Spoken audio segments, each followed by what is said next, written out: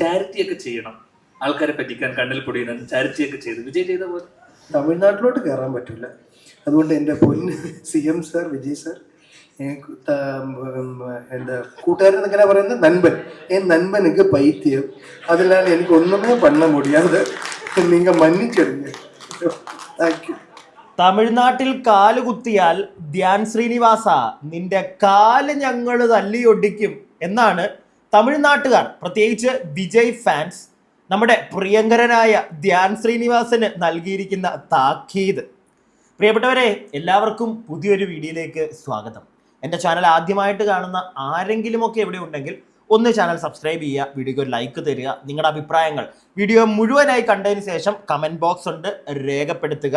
പിന്നെ വിജയ് അണ്ണനെ ഭയങ്കരമായിട്ട് ഇഷ്ടപ്പെടുന്ന എല്ലാവരും പടയെന്നും പറഞ്ഞങ്ങോട്ട് ലൈക്കൊക്കെ അടിച്ചങ്ങോട്ട് കയറ്റിക്കോ കേട്ടോ.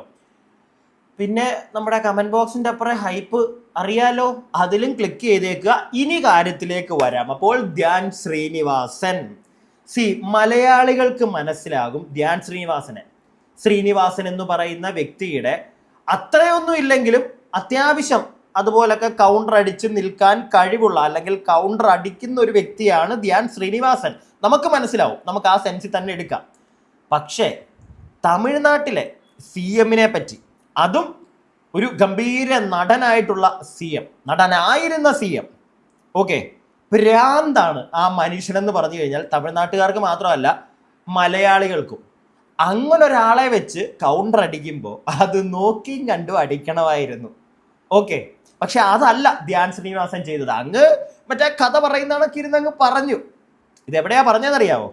കഴിഞ്ഞ ദിവസം ഒരു സിനിമയുടെ പൂജ, ധ്യാൻ ശ്രീനിവാസനും നവ്യയൊക്കെ ഒന്നിച്ച് അഭിനയിക്കുന്ന ഒരു സിനിമയാണ്, നവ്യ നായരൊക്കെ.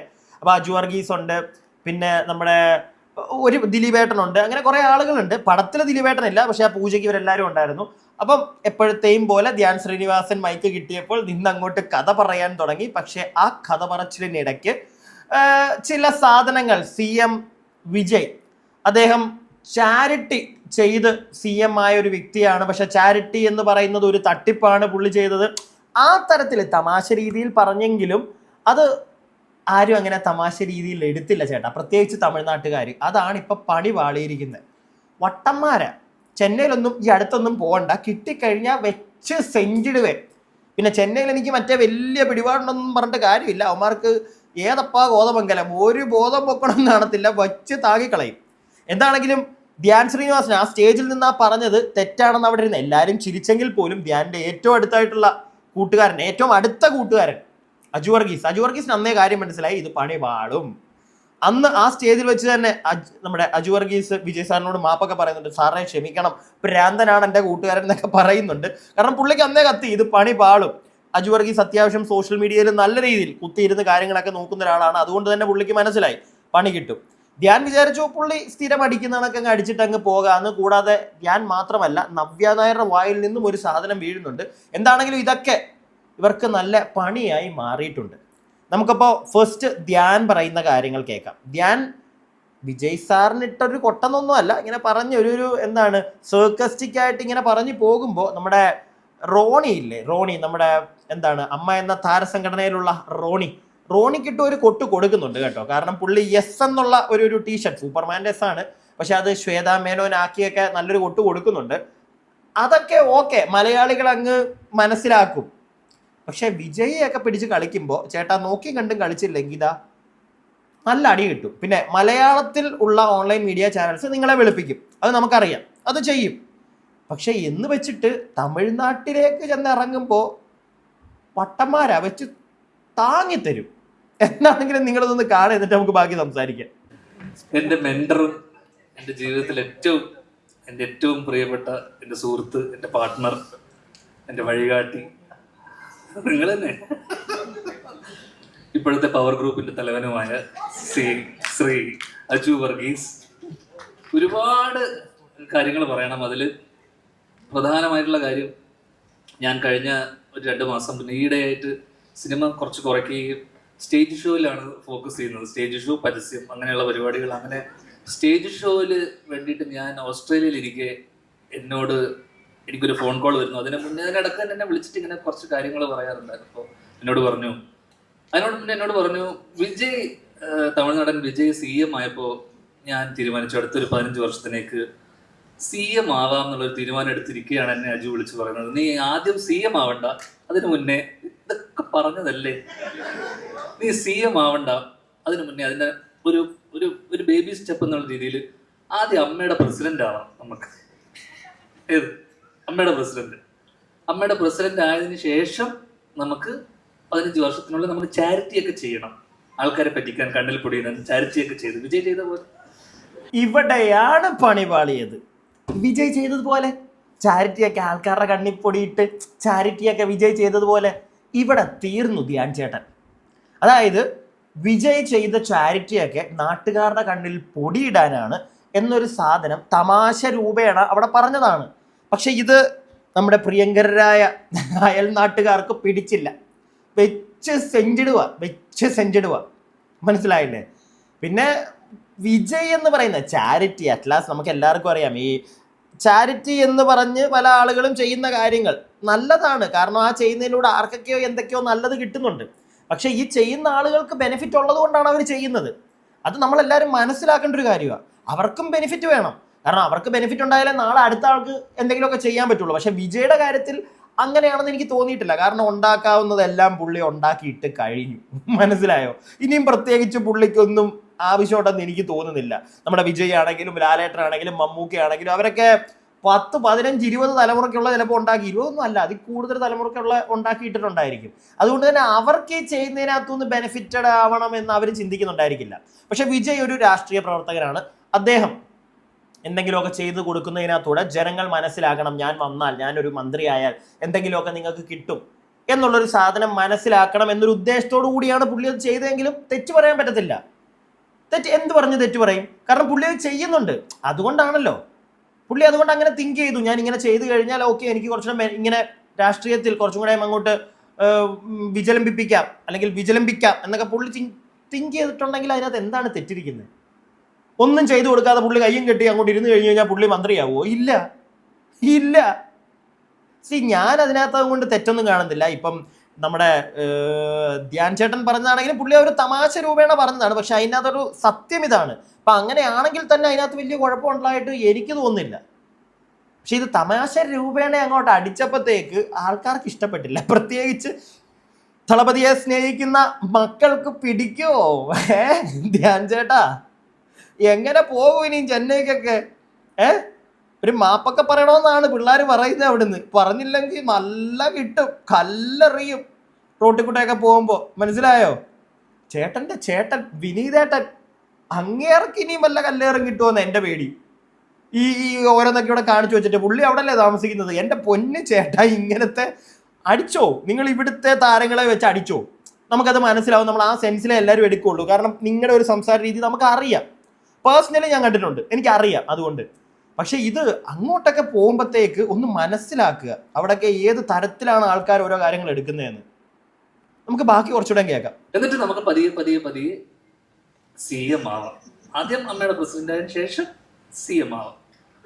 ഓസ്ട്രേലിയയിൽ ഇരിക്കുന്നു, അപ്പൊ നാട്ടിൽ ഇങ്ങനത്തെ വാർത്തകൾ വരുന്നു, ഞാൻ അമ്മയുടെ ഇതിലേക്ക് വരുന്നു എന്നൊക്കെ. അങ്ങനെ ഇടയ്ക്ക് കുറച്ച് പേരിനെ, കുറെ അമ്മമാരും അതിനിടയിലുള്ള അവിടുത്തെ കുറെ ആൾക്കാരൊക്കെ എന്നെ വിളിച്ച് അജു പറഞ്ഞതിന്റെ അജുവിന്റെ പവർ ഗ്രൂപ്പ് ആൾക്കാരൊക്കെ ചേർന്ന് എന്നെ പ്രസിഡന്റ് ആക്കാനുള്ള വലിയൊരു പോരാട്ടം നടക്കുന്നതിനിടയിൽ ഞാൻ അയർലൻഡിൽ അടുത്ത ലാലേട്ടൻ്റെ ഒരു ഷോവിന് വേണ്ടി നിൽക്കുമ്പോൾ ഞാൻ പിന്നീട് കാണുന്ന വാർത്ത, ഞാൻ ഓൾറെഡി പ്രസിഡന്റ് ആവാൻ സന്നദ്ധത കാണിച്ചു എന്നൊക്കെ പറഞ്ഞുകൊണ്ടുള്ള വാർത്തകൾ വരുന്നു. അമ്മ എന്ന താരസംഘടനയിലോട്ടൊന്നും ചെന്ന് കയറാതിരിക്കുക ചേട്ടാ.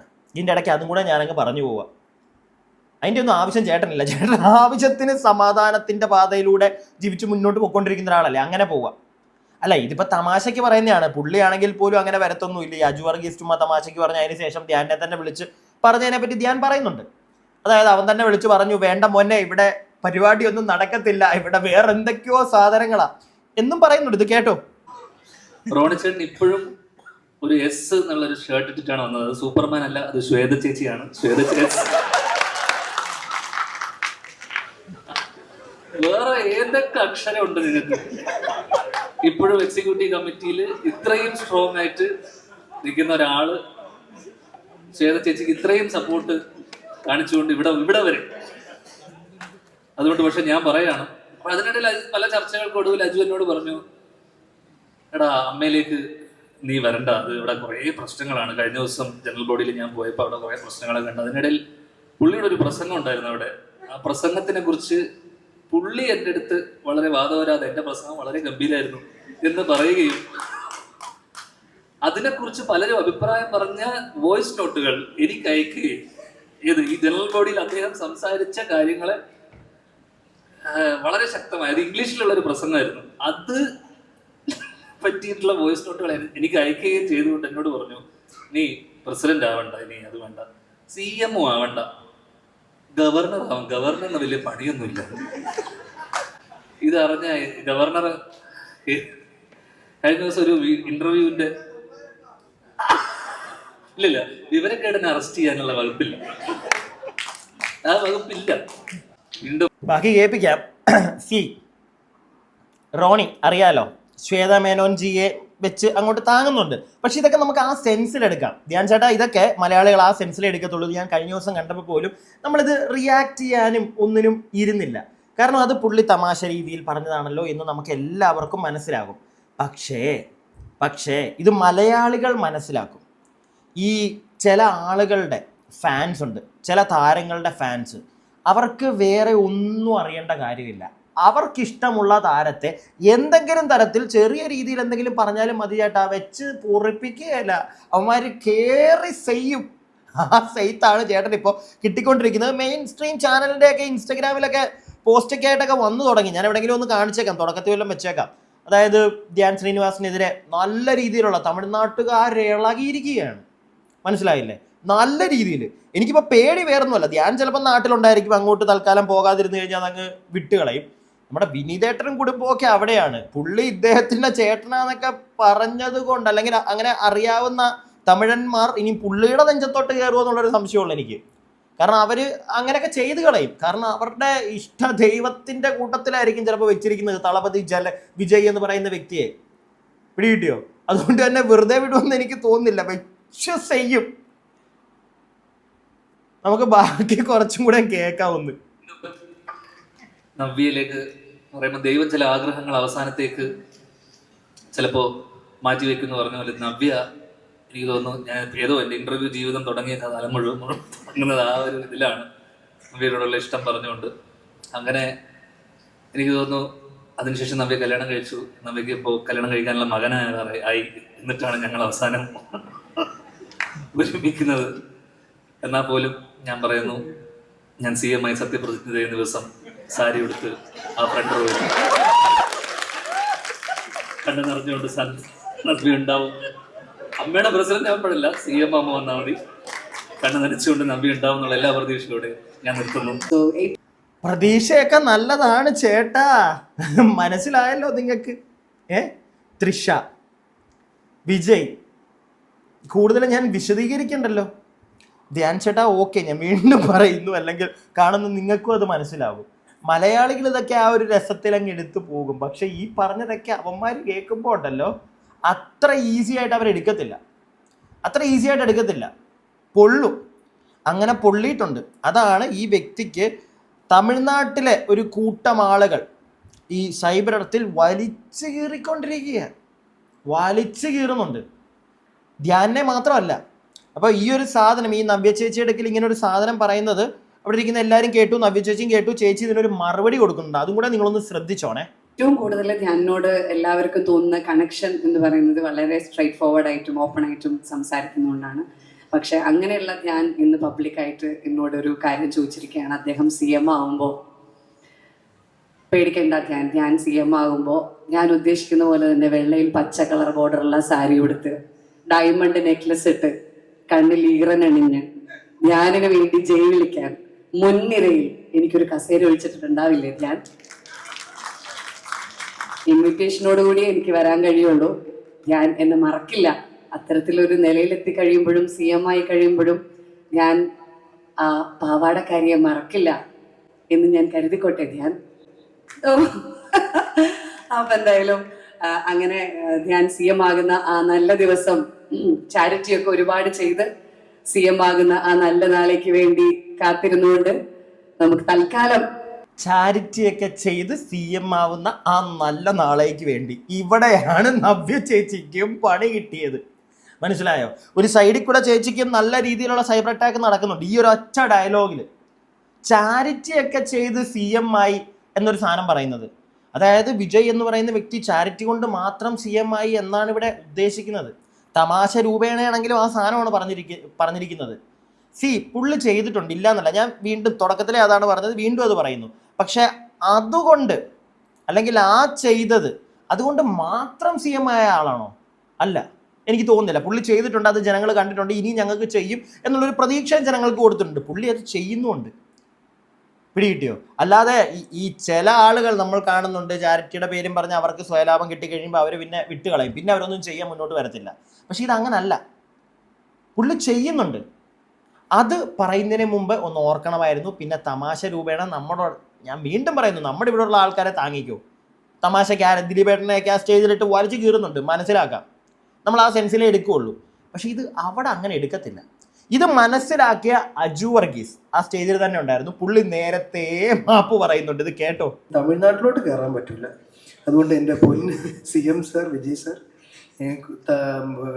എന്താ കൂട്ടുകാരൻ എങ്ങനെ പറയുന്നത്, നൻപൻ, നൻപനുക്ക് പൈത്യം, അതിനാൽ എനിക്ക് ഒന്നുമേ പണ്ണ മുടിയാതെ നിങ്ങൾ മന്നിച്ചിടുங்க. Thank you. പുള്ളിക്ക് നേരത്തെ കാര്യം പിടികിട്ടി. പുള്ളി നേരത്തെ ക്ഷമയെ പറഞ്ഞു. കൂട്ടുകാരന് വട്ട, ക്ഷമിക്കണം. ഇത് കൂട്ടുകാരൻ മിക്കവാറും വന്ന് പറയേണ്ട വരും. ഇല്ലെങ്കിൽ ചെന്നൈയിലോട്ട്, ഇവിടുത്തെ കളിയാണെങ്കിൽ ഇവിടുത്തെ ഈ കളത്തിലാണ് കളിച്ചുകൊണ്ടിരുന്നെങ്കിൽ ധ്യാൻ ചേട്ടാ ഓക്കെ ആയിരുന്നു, കുഴപ്പമില്ലായിരുന്നു. ഓൺലൈൻ മീഡിയക്കാരും ഒക്കെ ഉണ്ട്, വെളുപ്പിച്ച് അങ്ങ് പുട്ടുപോലെ തള്ളിയാനെ. പക്ഷേ അവിടെ അത് നടക്കുമെന്ന് എനിക്ക് തോന്നുന്നില്ല. ഞാൻ എൻ്റെ അഭിപ്രായം പറഞ്ഞതേ ഉള്ളൂ. അതുകൊണ്ട് ഈ സാധനം ഇത് വലിയ പ്രശ്നമാണ് ധ്യാൻ ചേട്ടാ, വലിയ പ്രശ്നമാണ് ഈ സാധനം. തമാശയൊക്കെ നമ്മൾ തമാശയാണെന്ന് പലതും പറയുമ്പോഴത്തേക്ക് ചില ആളുകൾ അതിനെ അങ്ങനെ എടുക്കത്തില്ല. അത് നമുക്ക് പിന്നെ തലവേദനയായിട്ട് മാറും, ഇപ്പോൾ ഈ വന്നിരിക്കുന്നത് പോലെ. ഞാൻ എൻ്റെ അഭിപ്രായം പറഞ്ഞതേ ഉള്ളൂ. പ്രിയപ്പെട്ടവരെ, വീഡിയോ കാണുന്നവർ നിങ്ങളുടെ അഭിപ്രായം താഴെ കമൻറ്റ് ബോക്സിൽ. അടുത്ത വീഡിയോ ആയിട്ട് നമുക്ക് എത്രയും പെട്ടെന്ന് കാണാം. അടുത്ത വീഡിയോ ആയിട്ട് കാണുന്നവരേക്കും stay tuned and stay weird.